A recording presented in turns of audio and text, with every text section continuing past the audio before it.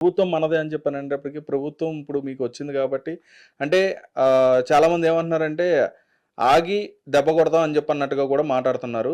అన్ని కూడా రివెంజ్లు తీసుకుంటాం అని చెప్పన్నట్టుగా మాట్లాడుతున్నారు. మీరు కూడా అట్లా రివెంజ్లు తీసుకునే అవకాశం ఏమైనా ఉందా? ఇప్పుడు ఎట్లాగంటే ఇప్పుడు రివెంజ్ అనేది ఏం లేదు, ఇంకా అసలు రివెంజ్కి ఛాన్సే లేదు. ఫస్ట్ ఆఫ్ ఆల్ 2029 కూడా మనదే. ఒక 30 సంవత్సరాల వరకు ఇంకా రాసి పెట్టుకోండి. ఇంకా నేను చెప్తున్నా కదా, నేను వైసీపీ పార్టీ అనేది ఓవర్ కాన్ఫిడెన్స్ ఏముందన్నా. కళ్యాణ్ గారు తెలిసిందే కదా, ఆయన ఉన్నంత వరకు ఆయన అదాపాతాలను తొక్కుతాన్నాడు, తొక్కేసిండు. ఇప్పుడు వీళ్ళు నిజంగా మంచి చేసి ఉంటే 171 సీట్లు వచ్చిన వాళ్ళు మరి ఎందుకు 11కి పరిమితం అయిపోయారు? లాస్ట్కి 151 ఎందుకు పరిమితం అయిపోయారు? మొత్తం 11కి. అసలు 11 కూడా రావనుకున్నా నేను, బట్ వచ్చినాయి. అసలు ప్రతిపక్షం అనేదే లేకుండా అయిపోయింది. అంటే వాళ్ళు చేసిన పనులు అలాంటి. ముఖ్యంగా అందులో అయితే కొంతమంది ఉన్నారన్న, వాళ్ళు మాట్లాడినందుకే మేము ఇలాగా మాట్లాడాం.